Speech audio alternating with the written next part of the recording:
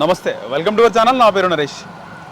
BRS working president KTR ముఖ్యమంత్రి రేవంత్ రెడ్డిని పట్టుకొని సన్నాసి దద్దమ్మ, నీకెప్పటికీ కేసీఆర్ విలువ తెలియదు, నీ గురువు నీ జేజమ్మ చంద్రబాబు నాయుడిని తెలంగాణ నుంచి తరిమి కొట్టినాం, నీకు ఇంకా బుద్ధి రాదు, నువ్వు కేసీఆర్ వాల్యూ తెలుసుకోలేవు, పెద్ద సన్నాసి అని చెప్పి కేటీఆర్ మాట్లాడారు. ఇదే అంశం మాట్లాడదాం. మనతో పాటు కాంగ్రెస్ పార్టీ సీనియర్ నాయకులు మానవతరాయ్ గారు ఉన్నారు, ఆయనతో మాట్లాడదాం. సార్ నమస్తే. నమస్తే. ముఖ్యంగా రేవంత్ రెడ్డిని ఉద్దేశించి కేటీఆర్ మాట్లాడిన మాటలపై మీరు ఏమంటారు? ఇప్పుడు కేటీఆర్ పెద్ద బేవకూఫ్ గాడు, వాడు అవినీతి మొత్తం బట్టబయలైంది. ఓకే, రేపు మాపు జైలుకు పోవాల్సినోడు, జైలుకు పోవాల్సినోడు ఏమంటాడు అట్లనే మాట్లాడతాడు, చాలా అసలు లుచ్చా మాటలు మాట్లాడతాడు. లుచ్చాగాడు కేటీఆర్. ఈ లుచ్చాగాడి పని ప్రజలే బుద్ధి చెప్పారు, అయినా ఇంకా బుద్ధి మారట్లే. ఇప్పుడు అసెంబ్లీ ఎన్నికల్లో ఈ లుచ్చాలు రాష్ట్రాన్ని దోపిడీ చేశారు. రేవంత్ రెడ్డి అయితేనే ఈ రాష్ట్రాన్ని కాపాడుతారని కాంగ్రెస్ ప్రభుత్వానికి రేవంత్ రెడ్డికి అధిష్టానం అప్పచెప్పింది, అధికారం అప్పచెప్తే ఆ రోజు నుంచి ఎప్పుడైతే వీడి దొంగతనాలన్నీ మొత్తం బయట పెడతాడో, ఫోన్ ట్యాపింగ్లో 55 కోట్లు ఎవడబ్బ సొమ్ము, అది ప్రజాధనం, అది అత్త సొమ్ము అల్లుడు దానం చేసినట్టు ఈ కేటీఆర్ గాడికి నాకు తిరుగులేదు అని చెప్పేసి మొత్తం ప్రజల డబ్బుని మొత్తం కూడా విదేశాలకు 55 కోట్లు తరలించండి. ఎట్లా తరలిస్తావు అసలు? నువ్వేమన్నా నీ బాధ్యత ఏంది? నువ్వు మా అపధర్మ మంత్రివి, నువ్వు, నీకు హక్కు లేదు. ఫస్ట్ ఎన్నికల సంఘాన్ని చెప్పినవా? ఎన్నికల సంఘం విధుల్లో ఉంటుంది ఎన్నికలు జరిగేటప్పుడు. అదేవిధంగా కేంద్ర ఇట్లాంటి లావాదేవీలు విదేశాలకు డబ్బులు పంపించేటప్పుడు భారత ప్రభుత్వం రాష్ట్రపతి పేరు మీద కానీ లేదంటే రాష్ట్ర గవర్నర్ పేరు మీద జరగాల, వాళ్ళ అనుమతి కావాలా. వాళ్ళ అనుమతి ఇచ్చినరా? అనుమతి ఇవ్వకుండా ఏం కాదులే అన్నట్టు అసలు సంస్థకు కాకుండా దానికి తోక సంస్థకు, ఫార్ములా 1 రేస్ నిర్వహించే సంస్థ వేరు, మళ్ళీ ఇది దాని తోక సంస్థ. ఆ తోక సంస్థకు 55 కోట్లు ఖాతాలో వేసిన దౌర్భాగ్యుడు కేటీఆర్. ఇంత దగులుబాజీ కథలు పడితే మాత్రం ప్రజలు మాత్రం దేహశుద్ధి చేయడం ఖాయం కేటీఆర్కి. తప్పకుండా ప్రజలు దేహశుద్ధి చేస్తారు ఇట్లా పిచ్చి పిచ్చి కూతలు కూసి పిచ్చి పిచ్చిగా మాట్లాడితే. అదే నిరూపించుకో నువ్వు. ఇలా రేపు 16వ తారీఖు నోటీసులు ఇచ్చారు, ఏసీబీ ఇచ్చిన తప్పు దానికి సమాధానం చెప్పు, అంతేగాని ముఖ్యమంత్రిని పట్టుకొని ఇష్టం వచ్చినట్టు మాట్లాడితే మాత్రం మూతి పళ్ళు రాలుతాయి కేటీఆర్ అని చెప్పి హెచ్చరిస్తున్నాం. ఓకే, అలాగే ఈ కార్ రేస్కి సంబంధించి మళ్ళీ విచారణకు పిలిచినారు కేటీఆర్ని. గతంలో జనవరి 9న పోవడం జరిగింది, మళ్ళీ విచారణకు పిలుస్తున్నారు. అలాగే ఫోన్ ట్యాపింగ్ సంబంధించి ప్రభాకర్ రావుని విచారిస్తున్నారు. ఏమైనా బయటపడే అవకాశం ఉందా, లేకపోతే కేవలం ఇది ఉత్తుత ప్రచారమే అంటారు? బయటపడే అవకాశం ఏంది? మొత్తం బర్బాత్ అయితే సాక్ష్యాధారాలు ఏమన్నాయి? మొత్తం డిజిటల్ రూపంలో నిక్షిప్తమై ఉన్నాయి. అవి సాంకేతికపరమైన సాక్ష్యాధారాలు, దాన్ని ఎవడు కూడా చెడపలేరు. కాబట్టి తప్పకుండా వీళ్ళకి శిక్ష పడుద్దని చెప్పి భయంతోనే ఇష్టం వచ్చినట్టు మా ముఖ్యమంత్రి గారి మీద మాట్లాడుతున్నారు. ముఖ్యమంత్రి గారు నిజంగానే కక్షపూరితంగా వ్యవహరించినట్లయితే అధికారంలో వచ్చిన 3 నెలలకో 4 నెలలకో వీళ్ళందరం పట్టుకొని చెంచల్ కూడా చర్లపల్లి జైల్లో పెట్టేవాళ్ళే. నాకు తెలిసి ఈ అవినీతి కేసుల్లో మొత్తం నిజంగా వీళ్ళందరినీ విచారణ సంస్థలు శిక్షిస్తే మాత్రం ఈ చర్లపల్లి చెంచల్ కూడా జరిపోవు. పక్క రాష్ట్ర మహారాష్ట్రకు పోవాల్సి వస్తుంది, మధ్యప్రదేశ్ ఎరవాడ ఈ జైల్లో కూడా వీళ్ళని పంపాల్సి వస్తుంది. అంత అవినీతి. కాళేశ్వరంలో 115 మందిని విచారణ జరిపింది. ఒక ఉదాహరణ, కాళేశ్వరంలో 2 ఇంజనీర్లు, ఒక ఆయన Harilal ENC chief, engineering in chief, ఆయన దగ్గర 100 కోట్లు దొరికినాయి, నోట్ల కట్టలు. ఆయన సొంతూరులో భూములు, హైదరాబాద్లో విల్లాలు, అపార్ట్మెంట్లు, ఖరీదైన అపార్ట్మెంట్లలో ఫ్లాట్లు, అదేవిధంగా వ్యవసాయ భూములు, ఫామ్ హౌస్లు, ఇవన్నీ అక్కడ గొట్టకొచ్చిన డబ్బులు ఇక్కడ పెట్టి కొనుక్కున్నారు. కాబట్టి ఏసీబీ విచారణ చేసి అక్కడ బందీగా పట్టుకున్నది. నిన్న నూనె శ్రీధరు 150 కోట్లు దొరికినాయి. ఆయన కూడా 16 ఎకరాలు ఖరీదైన భూమి, విల్లాలు, అపార్ట్మెంట్లు బెంగళూరులో, కరీంనగర్లో, ప్రతి చోట కూడా అక్కడ గొట్టకొచ్చిన డబ్బులు వీళ్ళు పెట్టుబడులు పెట్టి కట్టుకున్నారు, కొనుక్కున్నారు. తేడతెల్లం అయిపోయిందంటే వీళ్ళ దగ్గర ఇంత అవినీతి జరిగితే దీన్ని ప్రోత్సహించిన గత పాలకులు కేటీఆర్ వీళ్ళ దగ్గర ఎంత దొరకాల? కాబట్టి ఈ దొంగతనం మొత్తం కూడా బయటపడుతుంది. కాబట్టి దీని విచారణ ముఖ్యమంత్రి పారదర్శకంగా చేస్తాను. కాబట్టి ఏం చేయాలి అర్థం కాక ఈ సోయిలేని మాటలు, పిచ్చి కూతలకు ఉత్తాడు కేటీఆర్. కాబట్టి ఇట్లా ఇష్టం వచ్చినట్టు మాట్లాడితే ప్రజలు ఒకసారి బుద్ధి చెప్పిండ్రు. ఈసారి కనుక పండబెట్టి తొక్కుతారు కేటీఆర్ని ఇట్లా మాట్లాడితే మాత్రం. ఈ విధంగా మాట్లాడితే ఇంత నీచంగా ఒక ప్రజాస్వామ్యబద్ధంగా మాట్లాడు, పద్ధతిగా మాట్లాడు, అంతేగాని ఇట్లా ఈ విధంగా సోయి లేకుండా నీచంగా మాట్లాడితే మాత్రం తప్పకుండా తెలంగాణ ప్రజలే పండబెట్టి తొక్కుతారు, పాతాళాన్ని తొక్కుతారు. గతంలో ఇదే చంద్రబాబును ఉద్దేశించి కేటీఆర్ పొగిడిండు. నిజంగా ఐటీ ఈ విధంగా ఉందంటే దానికి కారణం చంద్రబాబు నాయుడే, చంద్రబాబు ఒక విజనరీ అని చెప్పి. మళ్ళీ ఇప్పుడు జేజమ్మ దద్దమ్మ మీ గురువునే తరిమేసినాము. అదే ఇప్పుడు ఇవన్నీ ఏంటంటే ఏరు దాటిన తర్వాత తెప్పదగలేసే రకాలు. కాబట్టి కృతజ్ఞత ఉండదు. కృతజ్ఞత లేనటువంటి వెధవ కేటీఆర్. ఈ విధంగా అవసరం కోసం రంగులు మార్చే ఊసరవల్లి కన్నా ఎక్కువ కేటీఆర్. కాబట్టి ఆ విధంగా మాట్లాడిండు. కాబట్టి బేషరతుగా ముఖ్యమంత్రి రేవంత్ రెడ్డి గారికి క్షమాపణ చెప్పు. ఇద్దరు ముఖ్యమంత్రి అదే ఆయనకు కూడా చంద్రబాబు నాయుడు గారు కూడా క్షమాపణ చెప్పు. ఆయన ఏదో పాపం తెలంగాణ విధించిన తర్వాత వాళ్ళు ఆ ప్రాంతం పోయి ఆ ప్రాంతాన్ని అభివృద్ధి చేసుకుంటూ అక్కడ ముఖ్యమంత్రులు అయితే నీకేం నొప్పి అంటన్నా. మాట్లాడితే ఆయన ప్రస్తావన తీసుకొస్తావు. ఆయన వల్లనే ఈయన ముఖ్యమంత్రి అయ్యిండు. అదే ఆయన వల్ల ఎందుకు అవుతాడు? ఈయన కష్టం లేదా? 100 కేసులు పెట్టు నువ్వు. రేవంత్ రెడ్డిని అణచివేయడం కోసం 100 కేసులు పెట్టు నువ్వు. రేవంత్ రెడ్డి పిటి కేసులో స్టేషన్లో బెయిల్ ఇవ్వాల్సిన కేసులో డ్రోన్ ఎగరేసిన కేసులో అంటే నీ అక్రమ ఫామ్ హౌస్ను కనిపెట్టి ప్రపంచానికి పరిచయం చేసిన రేవంత్ రెడ్డిని స్టేషన్లో ఒకవేళ చట్ట వ్యతిరేకంగా వ్యవహరిస్తే స్టేషన్ బెయిల్ ఇచ్చి ఆయన ఇంటికి పంపాలా. అట్లా కాకుండా ఆయన మీద కక్షపూరితంగా చర్లపల్లిలో చీకటి గదిలో డిటెన్షన్ సెల్లో బంధించను 18 రోజులు 12 రోజులు ఆ విధంగా చేసిన రేవంత్ రెడ్డి ఏమన్నా కక్షపూరితంగా వ్యవహరించిండా? ప్రజలకు మాట ఇచ్చిండు, మేము అధికారంలోకి వస్తే సంక్షేమ పథకాలు అమలు చేస్తాం, అదేవిధంగా బీఆర్ఎస్ పార్టీ నాయకులు చేసిన అవినీతిని కక్కిస్తామన్నాడు. ఆ కక్కించే భాగంలోనే విచారణ జరుగుతుంది. అది కూడా రాజ్యాంగబద్ధ సంస్థలు చేస్తున్నాయి. కాబట్టి దీన్ని ఇష్టం వచ్చినట్లు అంటే ప్రజాస్వామ్య వ్యవస్థల్ని ప్రభుత్వ రంగ సంస్థల్ని కించపరుస్తూ అంటే మీ మీదకు వచ్చేసరికి దాన్ని విచారణ ఎదుర్కోకుండా ఇట్లా ఇష్టం వచ్చినట్టు మాట్లాడితే ఒళ్ళు హూనం చేస్తారు ప్రజలు. ఓకే, ఈ కవిత ఇష్యూ ఏమంటారన్నా, కవిత కేసీఆర్ చుట్టూ దయ్యాలు ఉన్నాయి అంటుంది, మాకు కేసీఆర్ నాయకత్వమే కావాలంటుంది. అంటే కేటీఆర్ నాయకత్వం వద్దా కవితకి? ఇప్పుడు కవిత కూడా మతి భ్రమించింది. ఇది కృత్రిమ విడిపోవటం అంటారు. కృత్రిమ సహసిద్ధంగా వాళ్ళు ఏం గొడవ పెట్టుకోలేదు. కృత్రిమంగా ఏంటంటే తెలంగాణ ప్రజలను మళ్ళీ పిచ్చోళ్ళని చేయాలా, తెలంగాణ ప్రజలను గురుడి కొట్టేయాలి ఆర్టిఫిషియల్. అంతే. ఇది జాతరలో జేబు దొంగలు. నేను ప్రతిసారి చెప్తున్నా, జాతరలో జేబు దొంగలు ఏం చేస్తారు? అంతే, జాతరలో జేబు దొంగలు. ఒకసారి ఏమో ఉద్యమం పేరుతో అధికారంలోకి వచ్చారు, ఇంకోసారి ఏంది విడిపోయి ఈ విధంగా కాంగ్రెస్ పార్టీని ఏదో చేయాలని చెప్పి ఈ విధంగా కృత్రిమంగా విడిపోయారు. వీళ్ళు జాతరలో జేబు దొంగలు ఏం చేస్తారు? వీళ్ళు ప్రజల దృష్టిని మరలించేందుకు 10 మంది కలిసి విడిపోతారు. విడిపోయే 10 మందిలో 2 కొట్టుకుంటుంటే మిగతా జనం మొత్తం కూడా ఏం చేస్తారు? వీళ్ళు ఏదో జరుగుతుందని తొంగి చూస్తుంటారు. ఆ తొంగి చూసే క్రమంలో ప్రజల యొక్క జేబుల్లో పరుసులు మాయం చేస్తారు. ఆ పరుసులు మాయం చేయడానికి ఆడుతున్న నాటకమే కవిత అనేది మనకు స్పష్టంగా అర్థమైపోయింది. ఓకే, ఇప్పుడు ఆమెకు వద్దంటారా? ఆమెకు కేసీఆర్ చుట్టూ ఉన్న దయ్యాలు ఎవరంటారు? అసలు దయ్యాలు ఇంతవరకు చెప్పలేదు. ఇలా మరి దయ్యాలు 4 దయ్యాలు ఉన్నాయి అంటుంది. నేనేమంటున్నా, ఇలా కేటీఆర్కి నోటీసులు ఇస్తే మా వర్కింగ్ ప్రెసిడెంట్ నోటీసులు ఇస్తారా అంటది. మళ్ళా కేసీఆర్ గారికి నోటీసులు ఇస్తే తెలంగాణ ప్రజలు ఇచ్చినట్టే అంటుంది. నేను అడుగుతున్న కవిత గారు, మీరు 100 కోట్ల లిక్కర్ కేసులో జైలుకు పోయొచ్చారు. ఢిల్లీలో ఎర్రవాడ జైలుకు ఏదో తిహార్ జైలుకు పోయొచ్చారు. తిహార్ జైలుకు పోయొచ్చిందంటే 100 కోట్ల లిక్కర్ కేసులో ప్రజలకు ఏమైనా వాటా ఇచ్చారా? ప్రజలకేం సంబంధం అంటన్నా.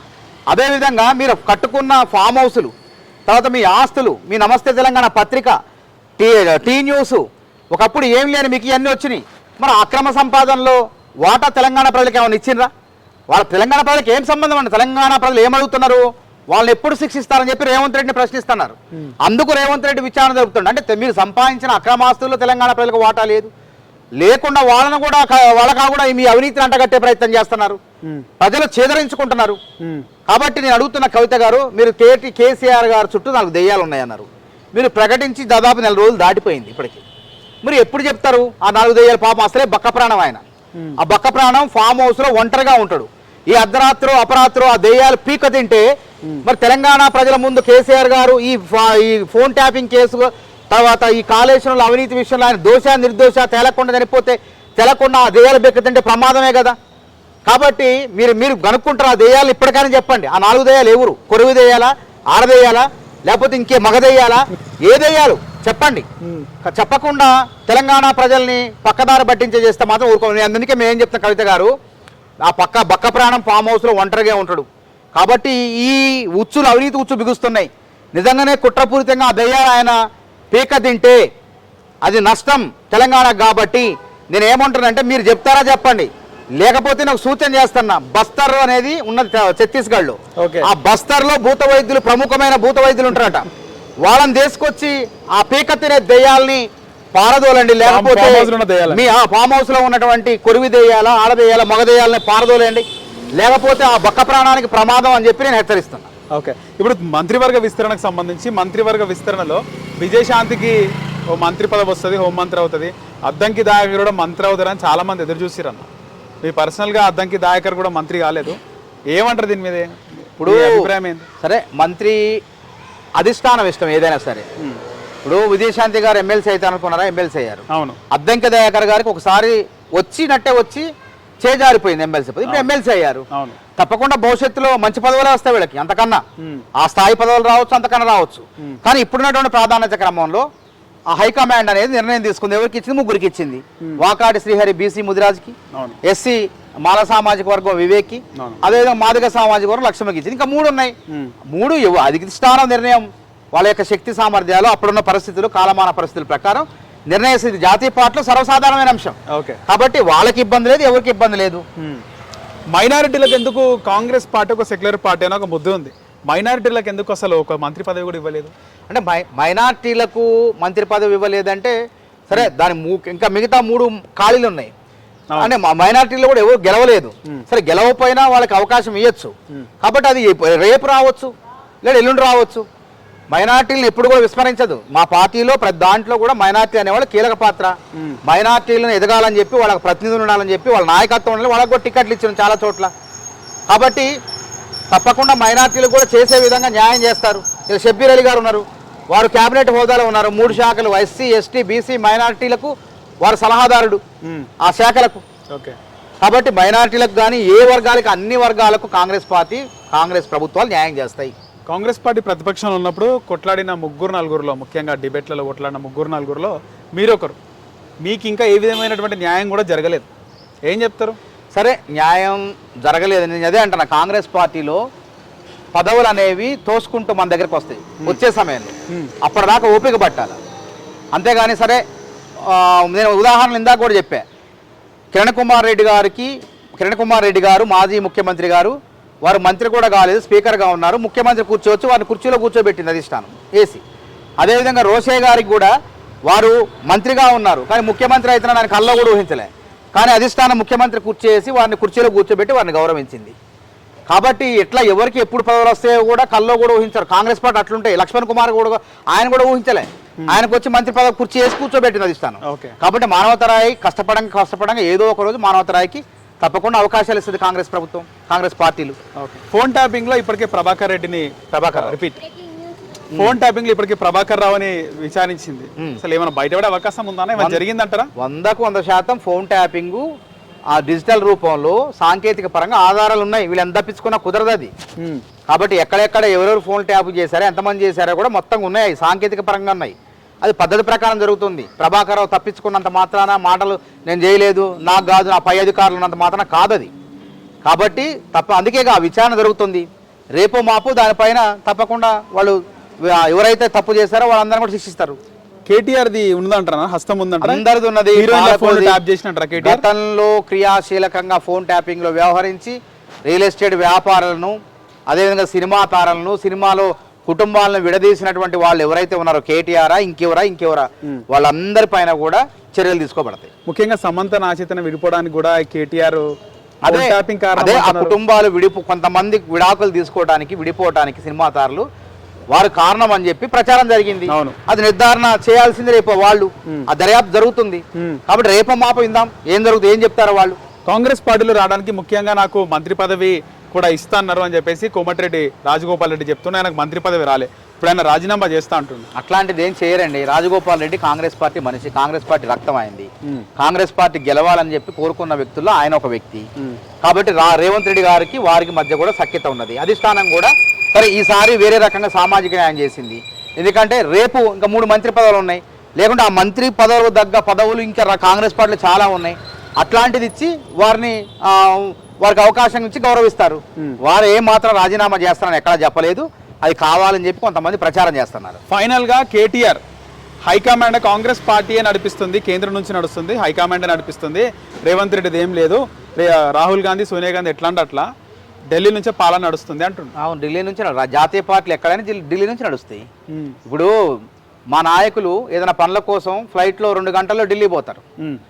కానీ ఇక్కడ నుంచి హైదరాబాద్ నుంచి ఎర్రవెల్లి ఫామ్ హౌస్ పోవాలంటే 3 గంటలు పడుతుంది. 3 గంటలు పడుతుంది. ప్లస్ అక్కడ పోయిన తర్వాత గేట్లు తెరుచుకుంటే తెరుచుకోవు. ఇత్తేలికనా ఢిల్లీ పోయి అధిష్టానంలో మల్లికార్జున ఖర్గేని కలవచ్చు, రాహుల్ గాంధీని కలవచ్చు, లేకుంటే సోనియా గాంధీని కలవచ్చు, కేసీ వేణుగోపాల్ని కలవచ్చు. తర్వాత ఇక్కడ అంశాలు అక్కడ చెప్పుకోవచ్చు, చర్చించుకోవచ్చు, ఎవరికి ఏ పదవులు కావాలో చర్చించుకోవచ్చు. కానీ అట్లా కాదు కదా, నియంతృత్వం కదా. మంత్రులు కలవలేదు, ఆ రోజు ఎమ్మెల్యేలు కలవలేదు. కాబట్టి నేనేమంటానంటే మీరు ఫామ్ హౌస్కి పోయి కేసీఆర్ను కలుపుతారో లేదో కానీ మా నాయకత్వం ఢిల్లీ పోయి మా అధిష్టాన నాయకులతో సంప్రదింపులు చదువుతారు, పనులు చేసుకొని వస్తారు. ఈ Okay. తేలిక. బీఆర్ఎస్ లో కూడా స్వాతంత్రం లేదంటారు. ఎక్కడుంది స్వాతంత్రం? అంతా నియంత్రితమే కదా, ఏకఛత్రాధిపత్యం. అందులో కాంగ్రెస్ పార్టీ లాగా స్వేచ్ఛ ఎట్లుంటది? ఇలా లక్ష్మణ్ కుమార్ మంత్రి అయ్యేవాడా, లేకపోతే శ్రీహరి మంత్రి అయ్యేవాడా ముదిరాజ్ సామాజిక వర్గంలో? ఓకే. కాబట్టి అది ఏంటంటే డబ్బులున్న వాళ్ళందరికీ అవకాశాలు వస్తాయి. అది కాదు, ఇందులో అది కాదు. సామాన్యులైనా ఎవరైనా అందరికీ అవకాశాలు వస్తాయి. సామాజిక న్యాయం జరుగుతుంది. నేను అడుగుతున్నా, ఆ పార్టీ పుట్టినప్పటి నుంచి ఇంతవరకు ఎవడన్నా ప్రెసిడెంట్ కానీ వర్కింగ్ ప్రెసిడెంట్ కానీ ఒక ఎస్సీ ఎస్టీ బీసీ మైనారిటీలు అయ్యిండ్రా? మరి కాంగ్రెస్ పార్టీ జాతీయ అధ్యక్షుడు ఒక దళితుడు మల్లికార్జున ఖర్గే, రాష్ట్ర అధ్యక్షుడు మహేష్ కుమార్ గౌడ్ బీసీ. కాబట్టి అందరికీ అవకాశాలు ఇచ్చే పార్టీ కాంగ్రెస్ పార్టీ. అసలు వాళ్ళకు మా గురించి మాట్లాడే నైతిక అర్హత లేదు వాళ్ళకి. రైట్ అన్న, ధన్యవాదాలు.